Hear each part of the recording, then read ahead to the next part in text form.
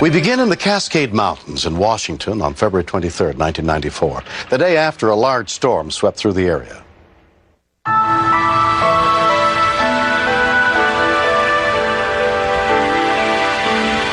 We had an incredible amount of snow, 65 inches in 24 hours, which is 3 inches taller than I am. There was a great deal of difficulty keeping the area open at all. A lot of the problem was avalanche danger. When you get that much snow, you lose people sometimes. Yeah, you see all the snow? Tons of snow. On that day, John Caples and his 19-year-old son Andy had come up to Crystal Mountain Ski Resort. Andy had Friday off from classes, and he was just determined to come up and go snowboarding. Better than studying, that's for sure. Even though they only open up the areas that are safe, I really didn't want him up alone. Okay, let's go. So I took the day off from work, and we headed up to the slopes. I'm very close with my son, so if Andy wanted to ski and to snowboard, that was my opportunity to have that kind of time with him.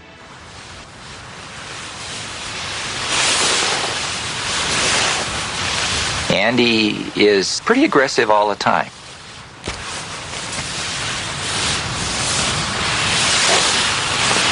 He was on the edge of the run. As we were heading down, we were no more than 40, 50 yards apart.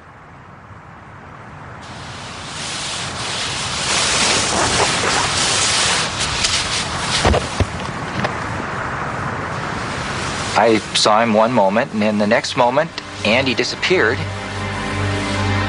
When we continue, I didn't have much hope left. The feeling is, how am I going to go on with my life? This is my son and my best friend. You see anything? No!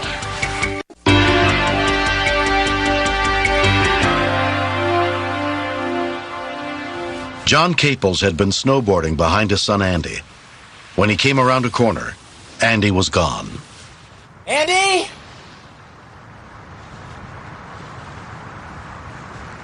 I saw some trees moving, and the snow was still falling off of them. Andy? Andy?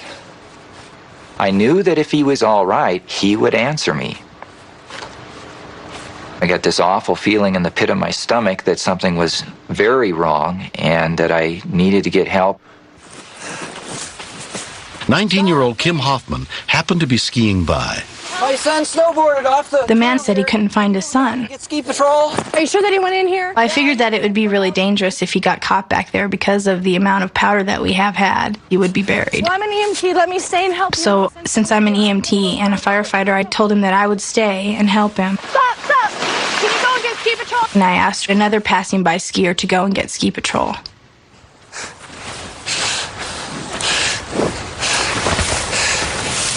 Maybe down there where the snow is disturbed a little bit. I was getting more and more afraid for Andy, and all I could think of was, we've got to find him soon. Andy! We were up in at least chest-deep snow, Andy! trying to find a leg or an arm. You see anything? No! It was really nerve-wracking. I remember thinking I didn't want to find someone dead that day. Andy! Come on, hold on. Andy! Andy! Oh, I'm gonna go up a little higher. It seemed like we were getting nowhere fast. We were digging and digging and not finding anything, so I decided that we should go up and work our way down. More than 15 minutes had passed. I was just feeling around with my hands, and I hit something hard. I found it! The moment I saw his snowboard, I feared for the worst. Come on, Dick, we gotta hurry. I feared that Andy'd been under there so long that he wasn't going to make it. Hang on, Andy! I'm gonna get you! We were more panicked now that we actually had found him and knew that he was in there. How can he be alive after all this time? It was like digging out a fossil, because we didn't know which direction he was facing. We just kind of had to follow his legs and his body to find his head. Follow his legs! Hold on, Follow Andy. his legs! It was so frustrating. I see an arm. Keep following it. I was extremely tired. So much time had passed, and at that point, I didn't have much hope left. Just keep digging, I'll get his board off. Okay. The feeling is, how am I going to go on with my life? This is my son and my best friend. Careful around his face. But I figured he had been buried probably about 25 to 30 minutes by the time we got to him. With lack of oxygen. After 4 minutes, the brain starts to shut down. Come on, Andy. Deep in my heart, I honestly thought he was dead. I really did. I love you, Andy. Hang in there. All of a sudden, I heard a noise. My heart started to leap, thinking, maybe he's okay. Maybe he's still alive, and I dug even faster. Come on, Andy. He's still breathing. I could see that he was still just barely clinging to life, and I started talking to him. I said, I'm here, Andy. You're going to be okay. Just hang in there a little bit longer. Bill Ripplinger was the first member of the volunteer ski patrol to arrive. He was as gray as you can imagine, but he was still breathing. Ski Patrol, this is a Code 1 situation. So I immediately called in with a Code 1 on the radio. Ski patrol paramedic Dick Tallman and EMT Emily Johnston got to the scene a few minutes later. It is always kind of a shock because you hope to look down and see someone who's pink and moving, and he was none of the above. Emily, we need some oxygen. We need to get a heads up for the helicopter, all right? We were concerned that when he was upside down in the snow, he had vomited into his lungs. That stomach contents, if aspirated into the lungs, will eat away at the lungs and ultimately will lead to death. On axis now, all right? All right, all right. You're concerned about spinal injury, head injury, but none of that really matters if he's not breathing. Let's go again. Okay, nice and easy. As soon as we moved him onto the run, to our disbelief, he actually started talking to us. Bring the toboggan down to here. He's definitely the bluest person I've ever seen talking in my life. We're going to get you out of here, almost out. Can you hear me? If he had not been skiing with his father, no one would have known that he was gone. And he wouldn't have been found until sometime in the summertime when all of the snow had melted. All right, here you go.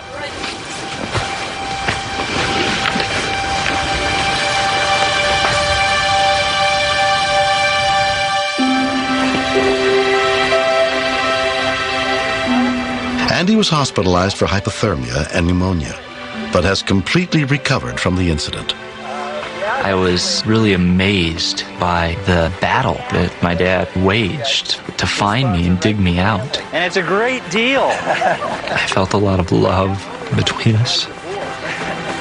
And I was extremely happy that we were seeing each other again. You offered to climb up the hill every time you wanted to get down. 19 years ago, I gave birth to Andrew, and his dad was an important part of that delivery. I kind of feel John gave Andrew a second birthing on the mountain that day. So Andy has two birth mothers, me and his dad. Hi, Kim. Hi. Welcome. I feel extremely grateful for an angel that appeared on the scene suddenly when I needed her. I think Kim is the real hero in this story. If I had gone in there on my own to try and find Andy, I would not have found him in time. I just was glad that It was really rewarding because that was the first life I saved. That's good. I was surprised to see how good he looked. He looked a lot better than the day that I saw him. My dad is one of those great fathers who never missed a t-ball game or a football game. I think that his actions should just prove to everybody else what an incredible person he is.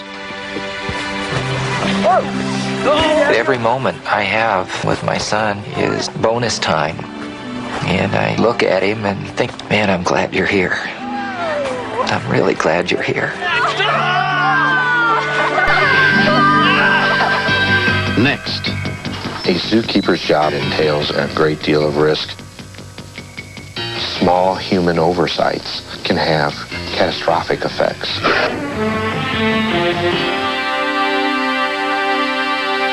People who care for wild animals know just how unpredictable they can be. On December 29th, 1994, 26-year-old zookeeper Judy McAuliffe was starting her usual morning rounds, putting out food and cleaning the exhibits at the Riverside Zoo in Scottsbluff, Nebraska, unaware that everything was not as it should be.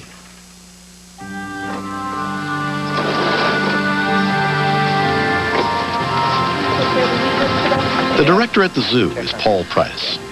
A zookeeper's job is very structured and very routine because it is a job that entails a great deal of risk and potential danger. We don't have to fix that pool. You need to concentrate on what you're doing, double check and triple check everything that you do. Small human oversights can have catastrophic effects. We'll get to that. See you later. Kelly Jensen was another zookeeper on duty that morning. I went up to the zebra exhibit, and Judy was going to the cats. Judy knew the cat had been locked up the night before, so she made the assumption that the cat wasn't present in the enclosure.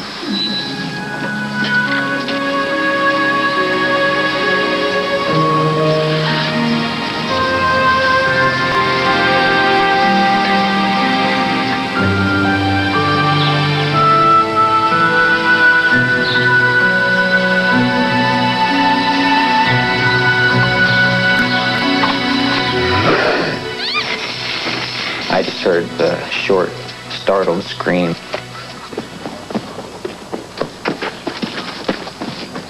I knew that she was still cleaning somewhere around the cats.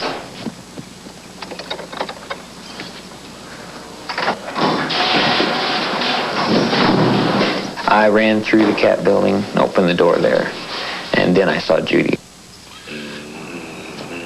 See anybody? I need anybody down to cats now. An announcement came that there was an emergency situation in the leopard exhibit. I envisioned that we had an animal escape. 911 emergency. This is Riverside Zoo. We need an ambulance. Okay, what's going on? We have a tiger that has a keeper down, maybe loose. We're not exactly sure. All right, I'll get him on the way.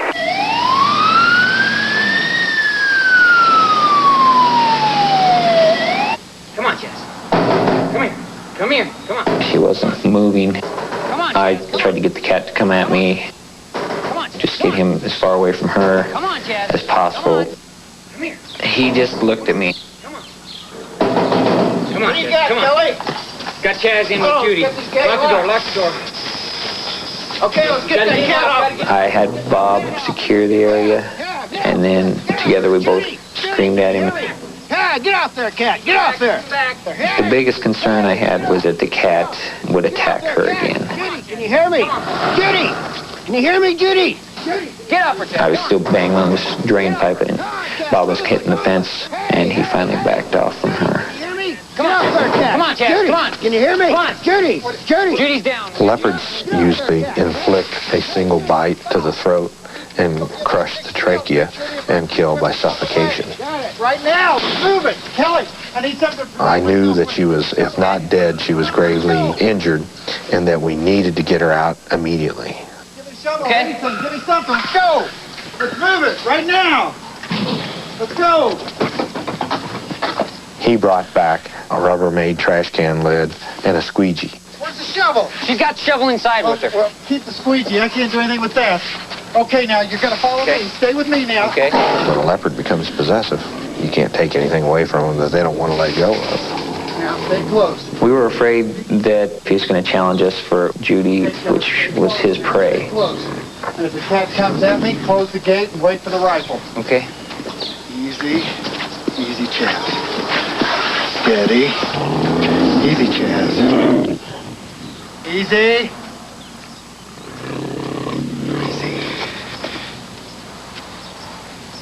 Easy. Easy, Chaz. Easy. Easy, Chaz. I I kind of held my breath a little bit and thought, here it comes. But then he backed off.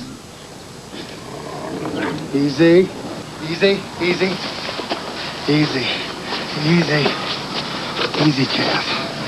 Easy, easy, easy, easy.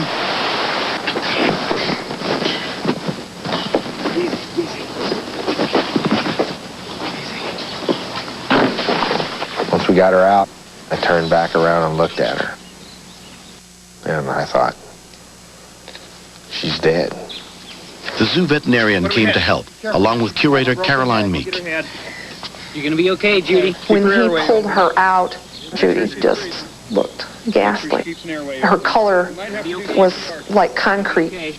Watch her breathing. She was so limp and so gray. Do CPR here. Keep it Gonna be all right. She started gasping for air. There's 4 big puncture wounds through her throat. It's gonna be all right. It's all right. Keep her airway open. She exhaled, and she started blowing foamy blood out the holes in her neck, You with us? and out her mouth, and out her nostrils. Easy. I was horrified. Within 5 minutes, Valley Ambulance paramedic Dan Nation and his partner arrived on the scene. Leopards either try to choke their victim down or try to snap their neck. And we knew she had an airway problem, but whether she had crushed her trachea, how long she had been without air, and whether she'd fractured a neck, that was our biggest concern. You're gonna be okay, Judy. It's gonna be all right. You're gonna be all right. She was in serious danger. She might have been without oxygen long enough that even though she was alive, long term could have meant a stroke or brain death. Getting ready to go inside the ambulance now. Okay. We need to get our main O2 tank turned off. I went because someone's going to have to be calling the shots on behalf of Judy. Her parents lived in California, and she didn't have any relatives here. That's my person. I'm responsible for that person. At Regional West Medical Center, 26-year-old Judy McAuliffe was examined by ear, nose, and throat doctor James Massey. 3. Okay. She was in severe danger. Okay. She continued to leak air from the injury in her voice box. That air then traveled under the skin into her chest and continued to compress her lungs. Had that gone on a great deal longer, she wouldn't have had the ability to breathe. Yes, Mr. McAuliffe. Paul called Judy's parents from the hospital. At the Riverside Zoo. I told them it was a very serious situation and that we didn't know if she was going to make it or not. We're in the emergency room now. The biggest thing that I wanted to do was to assure her parents that Judy wasn't alone. The CAT scan showed that 2 of the main arteries that supply the brain were clotted and no longer providing blood to the brain. A large incision was made in her neck for the purpose of exploring those arteries to be sure that they were not on the verge of rupturing, and that she had good circulation to her brain from the remaining 2 arteries. Then we proceeded with a reconstruction of her voice box and her trachea. Michaela and William McAuliffe flew to Nebraska to be with their youngest daughter. She was coming out of surgery, dopey, but she recognized us. She couldn't say anything, of course, but there was just a piece about her. I think she'll make it. I love Judy. She's a very special girl, and she's very deep. She makes me smile with my heart.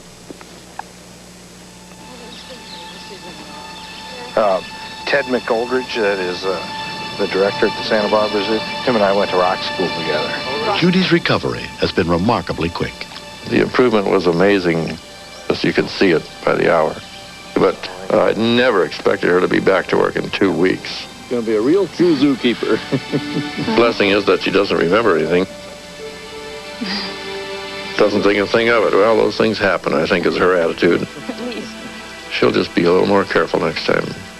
So, here they are. They're both... Oh, yeah, they're together. Look at there. Your buddies, Judy.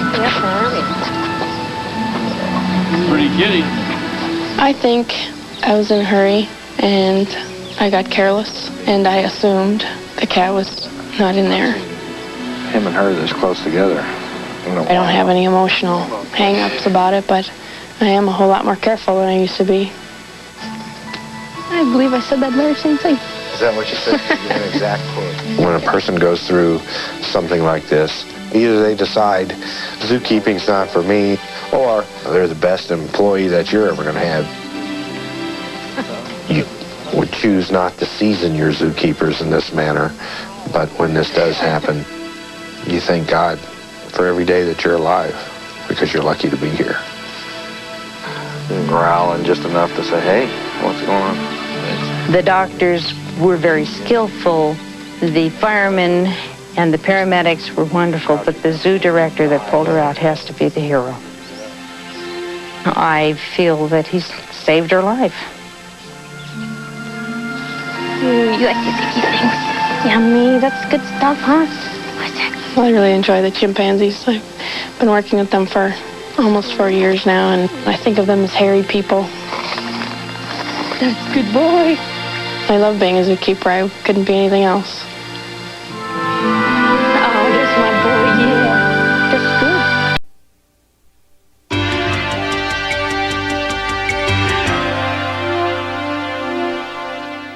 In the year and a half Randy Schneider had been hang gliding, his friend Steel Persons almost always went along to help him launch. On November 24th, 1989, they went to Makapu'u Point, the most challenging launch site in the Hawaiian Islands. It had become Randy's favorite spot, though he had only flown there 10 times before. I think I'm gonna have to help you with that. Randy's my best friend, and he's been the best friend I've ever had. It's beyond explanation. He's my family. Oh, who tied that? You did. You did. There'd be a part of me that'd be missing if Randy wasn't around. You know, you need to pay me more for this. We reached up to the top, and this cliff it's literally about an 1,100-foot drop. You can see for miles.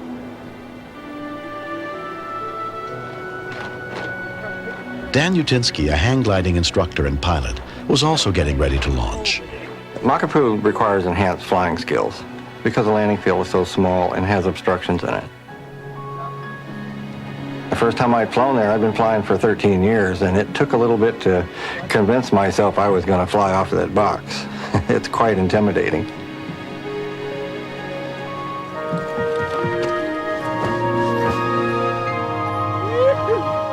There's not much that a bird can do that we can't do. We're a little rough on landing in trees, but basically we can do everything else a bird can do. Okay, when I hang down, take a look at all the lines, make sure there's nothing twisted, okay? Okay. We were always both kind of the thrill seeker types. Got it. Okay, I'm lifting the nose up. I pull the hang glider up, and then he hangs from it to make sure that all his cables are in the proper positions. Yeah, everything's fine. Feels good. Okay, ready to go? Yeah. So that when he launches, he's in a good situation. You all set? Everything got a good grip? Anytime. Okay, clear!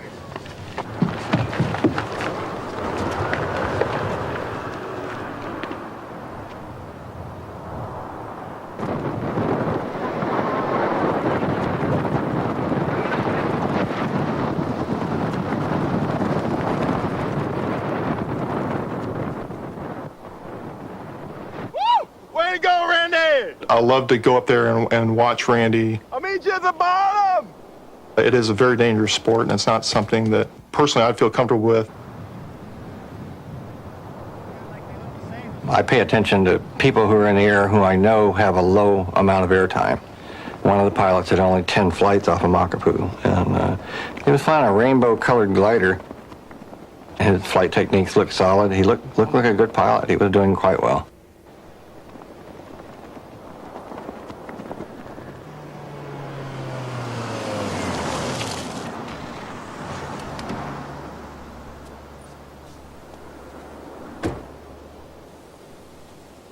The landing zone, it's right next to the highway. At this point, it does get kind of boring because you're basically sitting and waiting on somebody.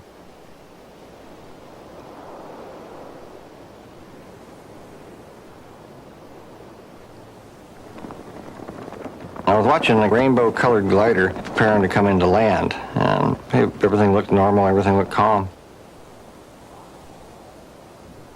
When I saw the glider cross the highway, I became concerned. It looked like he was attempting to maintain as much altitude as possible in order to clear the fence.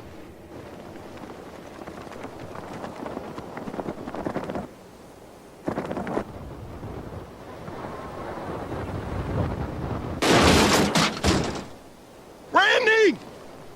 A lot of me did not want to go over there because I was scared that I was gonna find him dead. Even from altitude, it looked like the impact was serious. It would be like running into something at 35 miles an hour. He hit it hard. Randy. He was alive, but he was just gasping for air.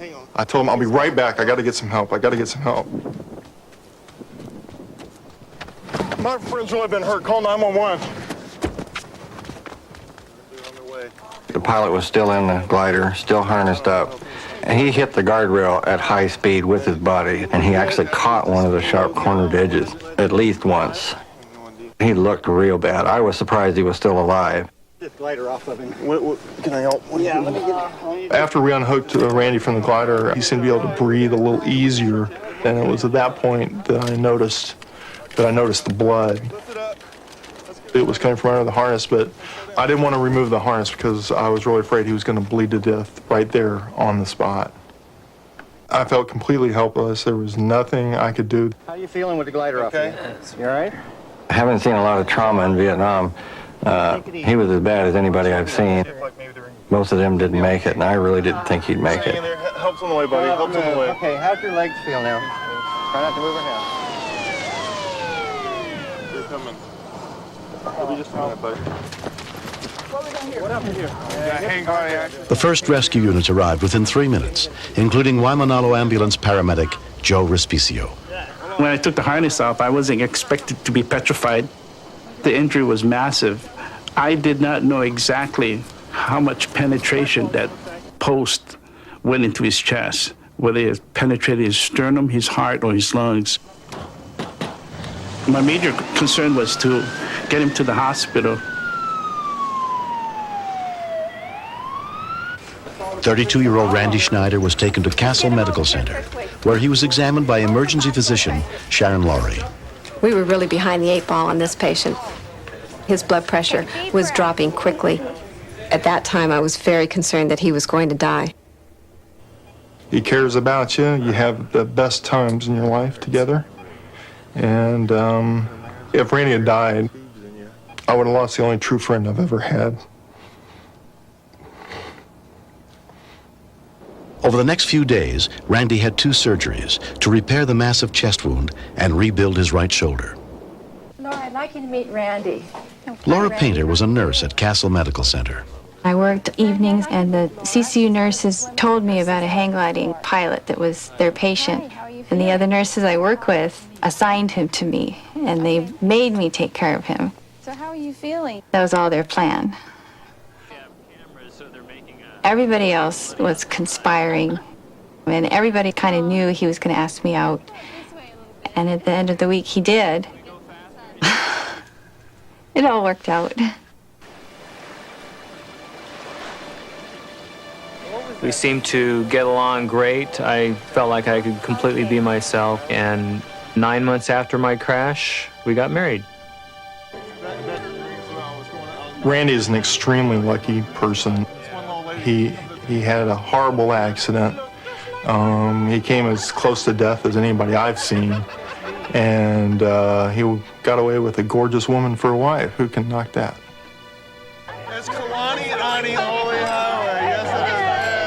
I remember Randy saying how he didn't mind being in the hospital. And he also mentioned that he liked the hospital food, too. And I thought, oh, if he likes the hospital food, then maybe they missed a head injury on him. To watch the sunset? I joke around with friends that when they ask how we met, and I'll tell them the story, and I'll say, I fell for her, or we met by accident. When you come close to killing yourself, I think you really start appreciating life a lot more. Even though I went through a very traumatic experience and a lot of injuries and near death, I think back when I'm with Laura, and I would do it all over again if I knew the outcome.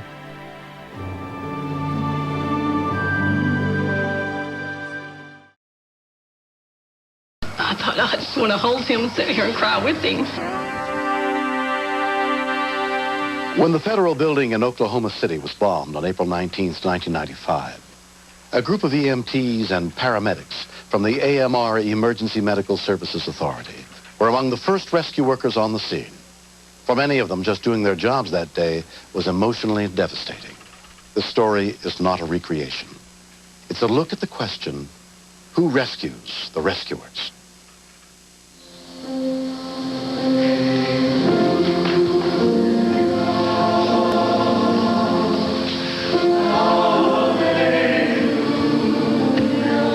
A week ago, I stood downtown and watched you all create your own form of miracle. You were presented with something that's inconceivable.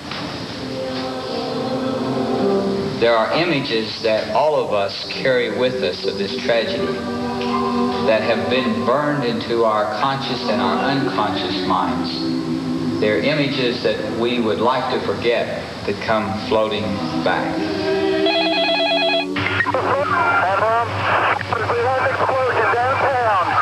We've had an explosion. We need help. Adam 24 is en route. 48's en route. 48's en route. This is M, sir. Yeah, we need an ambulance. Is this at the explosion? Yeah. Yes, ma'am. We're on the way. My partner and I were somewhere about 4th or 5th unit called to the scene. The whole front of the federal building is gone, all floors to the roof. You have numerous high-rise buildings involved in this. You need to set up command by division. We're going to have numerous calls for EMS. He didn't know where to begin. People running up to the ambulance, beating on the hood. Everybody's covered with blood. I've got 3 patients that are in critical condition. I need some ambulances here. I got some critically hurt people. We have all the squads in town responding downtown.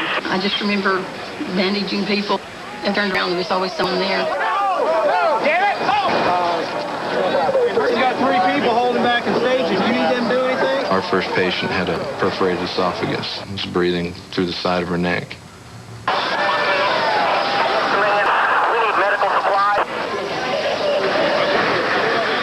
I started trying to decide who was going to be treated first. Okay. Reds go right here. Okay. Yellows go at the curb. Okay. Greens go halfway down the block. Okay. Okay? All right. They're all critical. And somebody has to decide who goes and who doesn't. I saw Melissa backing up into the truck with a patient that wasn't breathing. She was shredded. One arm was ripped open and broken in several places, had an arterial bleed. Her neck was open. You could see her trachea. And, you know, as far as we're concerned, on an incident like that, the woman should have been wearing a black tag. But there wasn't anybody else critical at the triage at that point. She got put on the truck. En route to the hospital, I just started keeping her airway open.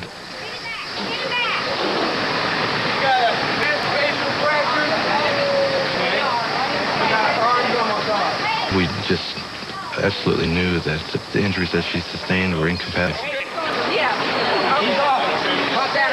Everybody in this room has seen mutilated bodies, burned bodies, dead children. Everybody has, day by day, but never hundreds at a time.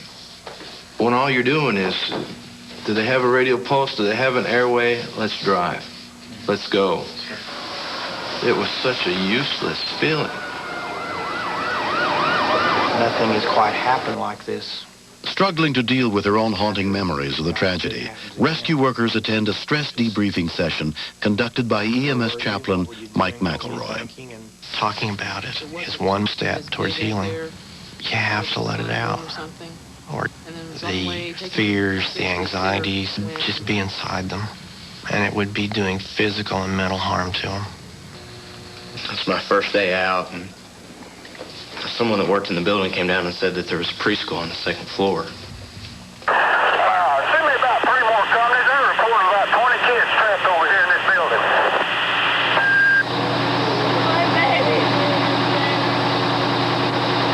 started handing up kids to us. And the kids were in such bad shape. They burnt bad and they had no hair left.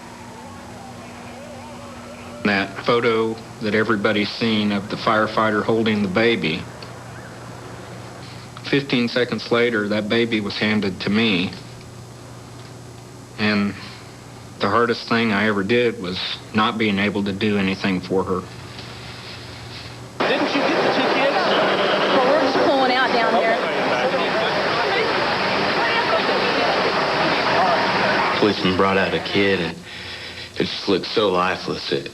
And I just threw up my arms and I said, if he's dead, I'm sorry, sir. I can't do nothing. I can't touch him. I'm sorry. And about that time, the little boy cried. And it just broke my heart that I was that selfish. Did anybody see him? What's that? You have a kid. Where? Here he is, here he is. I heard someone yell, "I've got a child here." YMCA, I guess. He said he's from the YMCA daycare down the street. The first thing that popped into my mind was, my God, I just took my kids out of that daycare. Or one of my little girl had been going there, and I thought this could be my babies. Can you tell me your name? Can you tell me your name?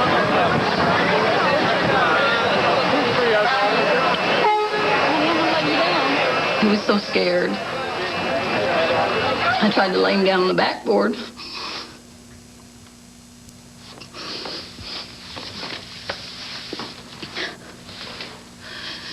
He didn't want to let go of me. And that was the one time that I thought, I just want to hold him and sit here and cry with him. It really hit me that, I mean, something really, really bad had happened. Yeah, and that's my hardest part right now is to get through is all the kids that were handed to me. I wish I could have been like Melissa. You know, all that footage that we saw with you on there holding that baby so tight, you know. I told Dawn, I said, God, I wish that I could have had just one to hang on to, because we kept taking the babies out and just putting them in their own playground. We had to lay them in their own playground and they couldn't play anymore.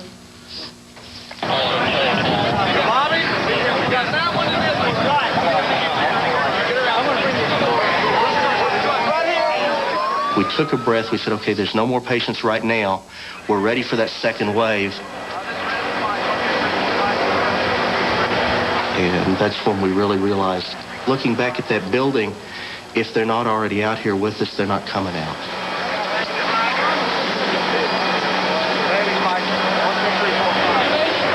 The police officer who was standing at the corner said that he needed a medic to come in for a patient that they found that was trapped but still alive.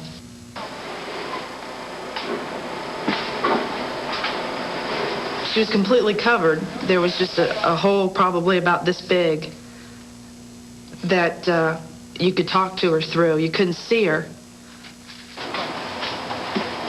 You could hear the building make noise and creak, and you could hear the little rocks falling down.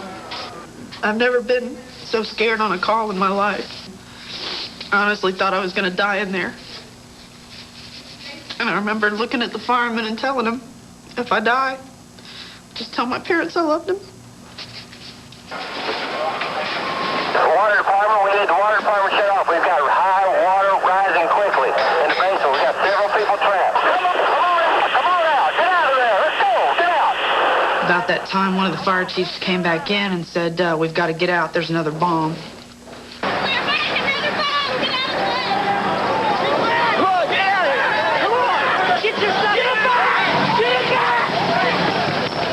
I'll never forget her screaming at us, telling us not to leave her. Get him back! But we had to get out. 7, we have all clear in there. We went back down. We needed to make a decision.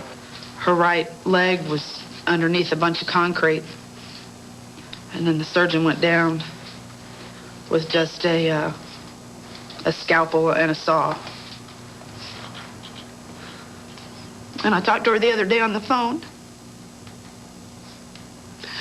says she's doing okay.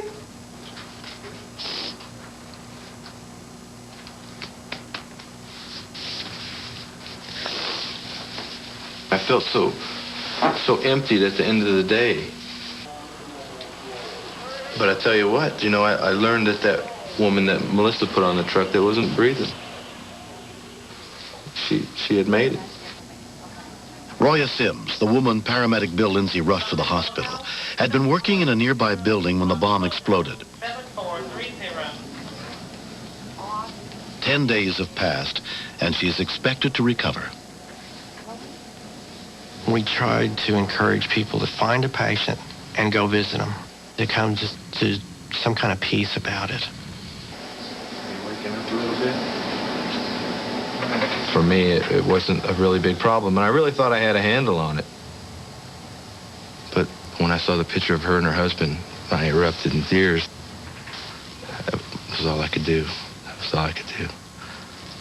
This beautiful woman, 27 years old, and she's alive. Roya's father and her husband, Buddy Sims, have rarely left the hospital. You'll never, ever know how much you appreciate it. It's great. I just can't believe she pulled through this. She's tough. She's always been stubborn, though, so she can be stubborn all she wants from now on. You know I love you, don't you? Without everyone's help, she wouldn't be here with us. And I don't know what I'd do without her. I've got 4 brothers at home. If you don't mind, I'd just like to make you the 5th one. It's okay. You got it. That was all the healing I need, probably for the rest of my life. I'll be here every day. It's good to hear the good things that have come out of this. You guys are first rate. You all are the heroes. People stop us on the street and they tell us if it wasn't for you, we wouldn't have as many people alive as we do. And that makes you kind of take a deep breath and try not to cry and tell them thank you. Hi. You're hot. That day in Oklahoma City, the paramedics rose to another level. And for everyone that you saw on film, there's 10 more. I did make a difference. We did make a difference. The whole team in place saved lives. Everybody did the job. Everybody. I'm so glad you guys are okay.